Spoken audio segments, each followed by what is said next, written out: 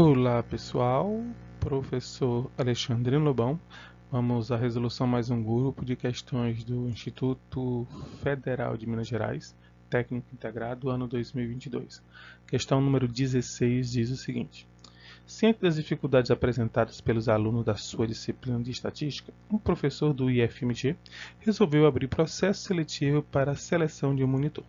O processo constituiu de 3 etapas: apresentação do coeficiente do aluno na disciplina, uma avaliação teórica sobre o conteúdo e uma aula teste ministrada pelo candidato a uma banca contendo o professor da disciplina e um pedagogo. 4 alunos realizaram o processo seletivo.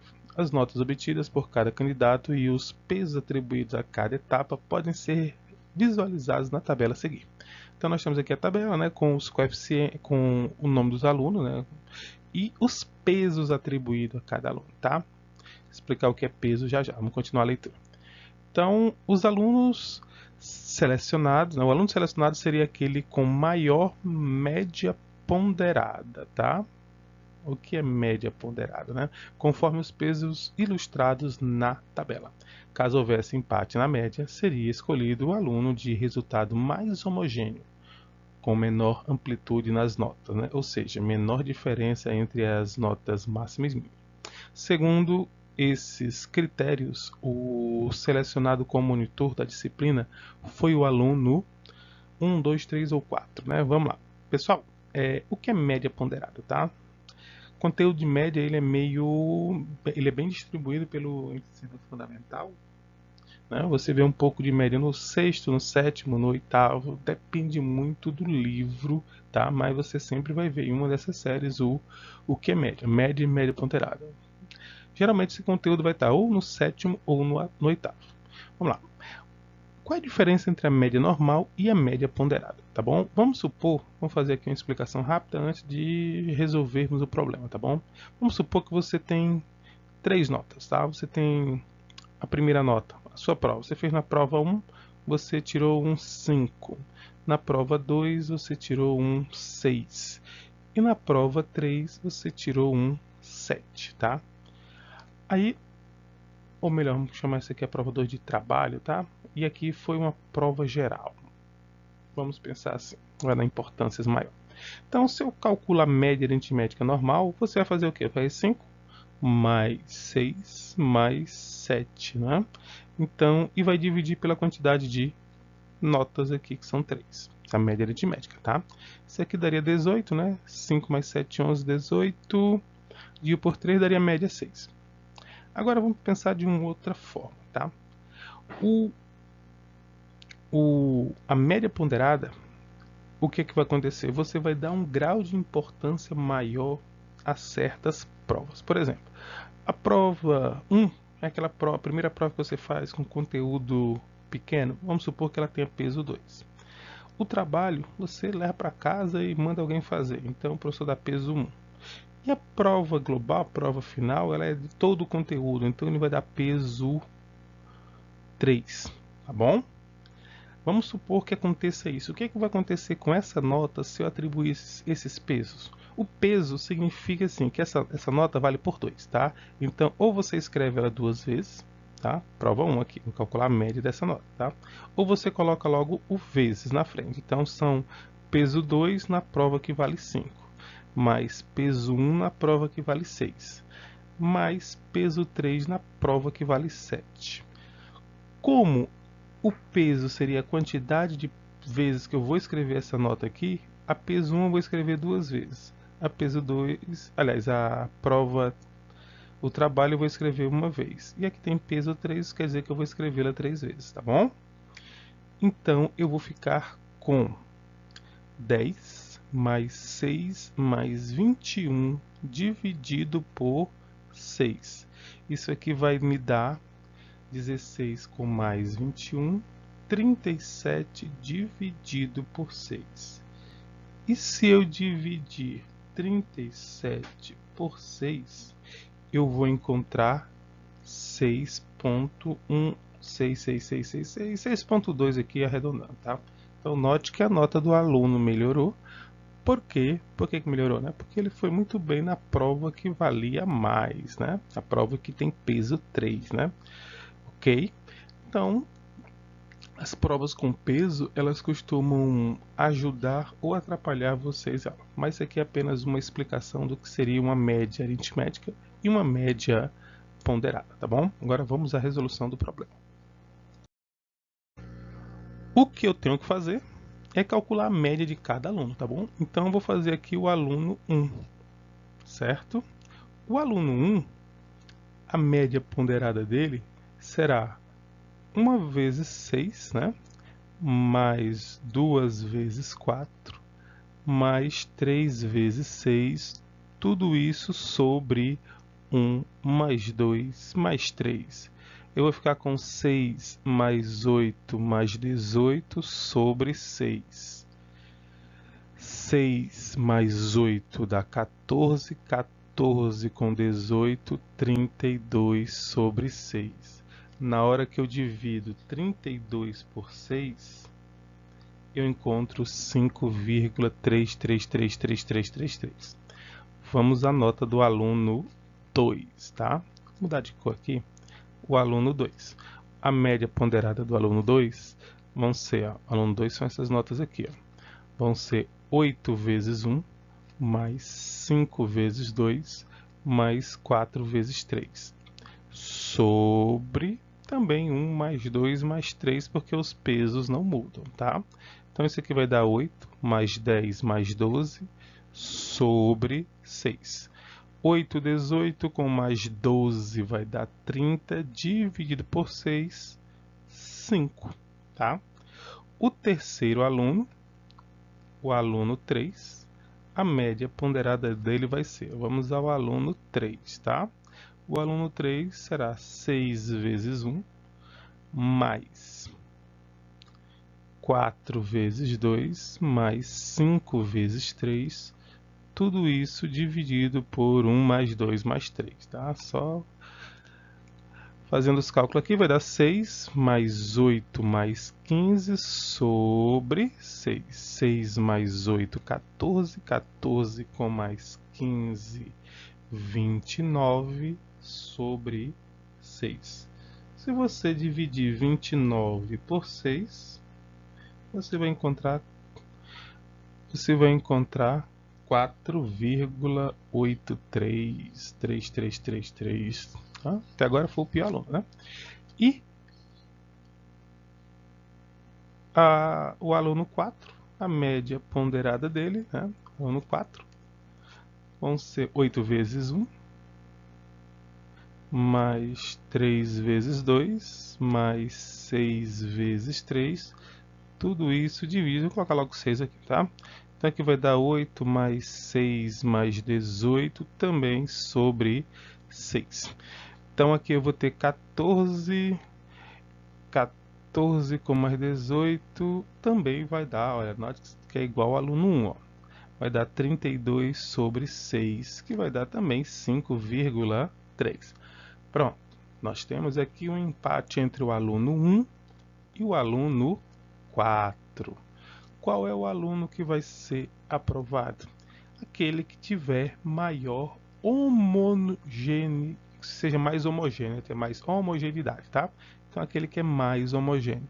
Qual é o aluno que é mais homogêneo? Ou seja, que diferença entre a nota mínima e máxima é menor?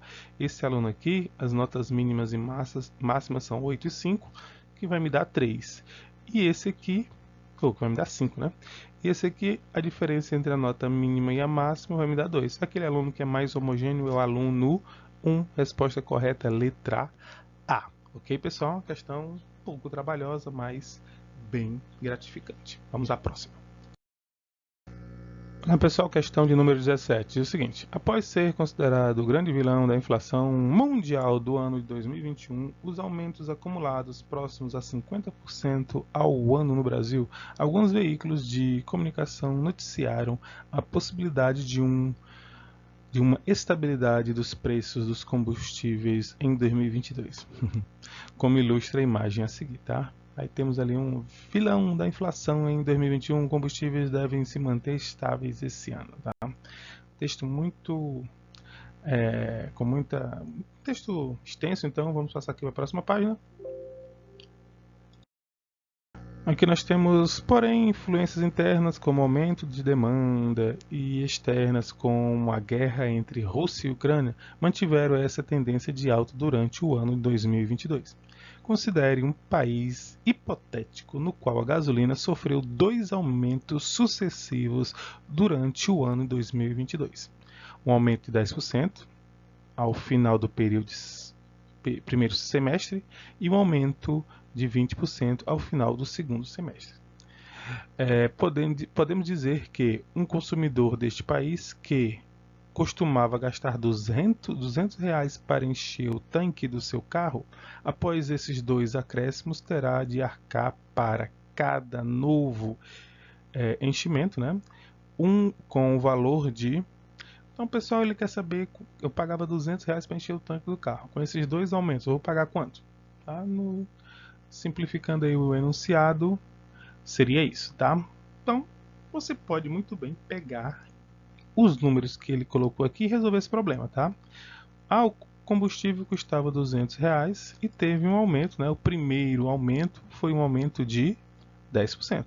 Então, 10% é ótimo, né? Mais 10%. Mas, como eu costumo dizer, porcentagem é um verbo transitivo, tá? Ele precisa de complemento, ainda é transitivo indireto, tá? Porque de alguma coisa, né? Então são 10% de R$ 200, tá bom? Então isso aqui vai me dar que o combustível custava R$ 200 e teve 10% de 200. Cortou 2 zeros com 2 zeros, sobrou 20. Então 200 mais 20, o combustível passou a custar 220.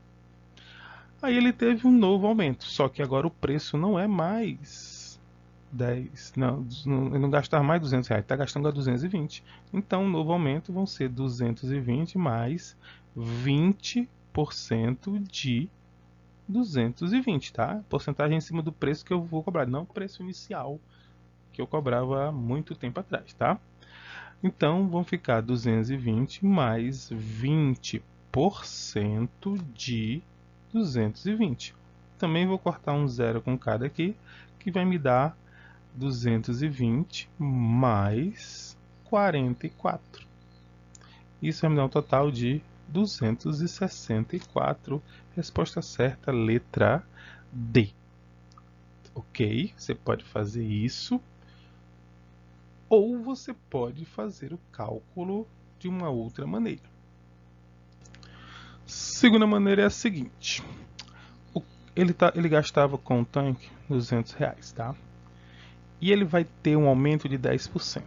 Então, esses R$ 200, que seriam 100%, vão ser acrescidos de 10% do valor. Ou seja, o preço do combustível agora seria de 110%. Só que esses 110% vão ser acrescidos de mais 20%. Se o preço novo dele, certo? O preço novo dele for acrescido de 20%, serão 20% em cima do novo preço dele, que é 100%. Então, seria um valor de 120%, tá? Se eu tenho 100%, é a mesma coisa de ter 1,1. Se eu tenho 120%, é a mesma coisa que ter 1,2. Então, se você quiser fazer o cálculo direto, você pega o preço dele e multiplica pelo novo preço com aumento. Então, se eu tenho 10% de aumento, esse novo preço vai ser 110%, que eu coloco 110 sobre 100, tá? Ou, como alguns preferem, 1,1. Eu vou deixar 110 sobre 100, ok? Então, 110 sobre 100 vezes o novo aumento. O novo aumento foi de 20%. Então, eu vou ter 120% do preço original, 120%. Tá? Eu tenho vários zeros para cortar, então vamos cortar esses zeros. Ó. Esse zero vai embora com esse zero vai embora com esse zero vai embora com esse zero e esse zero vai embora com esse zero.